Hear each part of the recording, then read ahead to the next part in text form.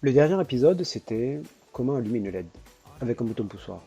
Aujourd'hui, vous vous rappelez ce montage, aujourd'hui on va voir comment faire varier la luminosité d'une LED. Ok.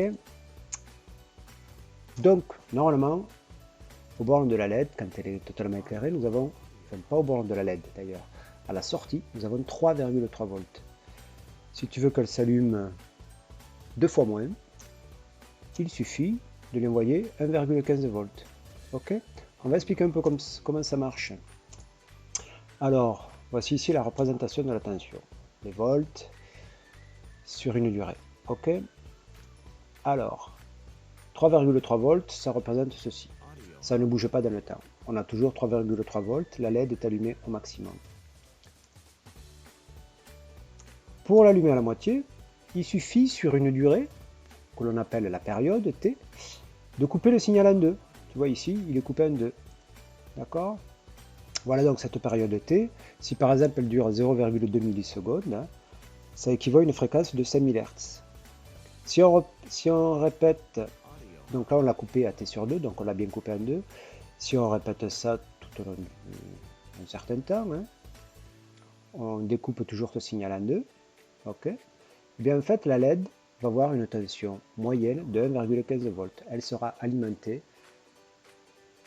sous une tension de 1,15 volts. Ok. Alors bien sûr il faut que la fréquence soit suffisamment élevée, sinon ta LED va clignoter. Alors en fait, quand tu vas programmer ton ESP32, tu ne vas pas envoyer des volts dans ton programme. Tu ne vas pas dire 3,3 volts ou 1,15 volts. Tu vas donner des chiffres parce que dans ton ESP32, il y a un convertisseur numérique analogique. Donc tu vas donner des nombres et ça va transformer ça en un signal analogique, une tension. Alors il faut savoir que sur notre ESP32, on a un convertisseur numérique analogique sur 10 bits. Cela veut dire que tes 3,3 volts ils correspondent à 1023. Le 0 correspond à 0, et donc le 1,15 volts correspond à peu près à 512. Maintenant passons à l'algorithme. Alors nous avons toujours la LED qui est branchée sur la pin 2, et nous allons faire ici une boucle. On va décider qu'on va l'allumer progressivement, cette LED. Ok. Donc il va falloir que l'on mette ici une boucle qui va s'incrémenter. Alors tu vas voir de quoi il s'agit. On va configurer cette boucle. L'index, on va l'appeler I. Ça va aller de 0 et donc jusqu'à 1023, comme nous avons vu précédemment, avec un pas de 10. Ok, donc ça va faire 0, 10, 20, 30, etc. etc. D'accord. Ici, nous allons dire que la LED, la sortie plutôt, sur laquelle est branchée la LED, la sortie, elle est sortie pin 2, prend la valeur de I. Voilà. Il faut que je rajoute sur l'algorithme une durée pour que ça monte progressivement. Donc je vais dire que je vais attendre à chaque fois 0,02 secondes pour ma boucle. Ici le programme pour faire varier donc la lumière sur la LED. Alors j'utilise une sortie PWM, donc je dois importer la librairie PWM.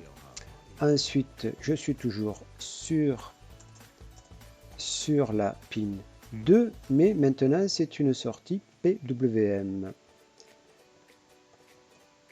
La pin, c'est la 2.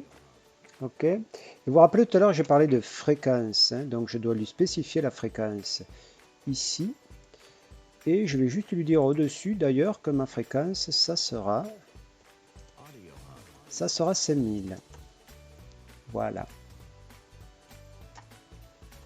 Et je peux commencer ma boucle, donc ça c'est pour que ça tourne sans arrêt.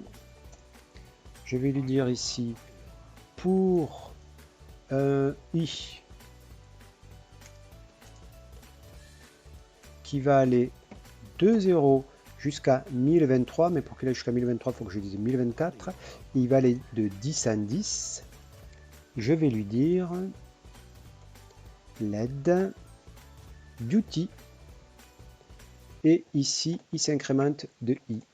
Et je vais attendre les 0,2 millisecondes. Et j'ai plus qu'à envoyer le programme.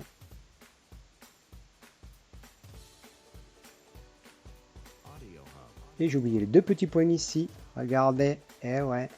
Du coup, ici, on a une indentation. Et si on l'a pas, c'est que ça va pas. Très important l'indentation en Python. Et ce coup-ci c'est bon.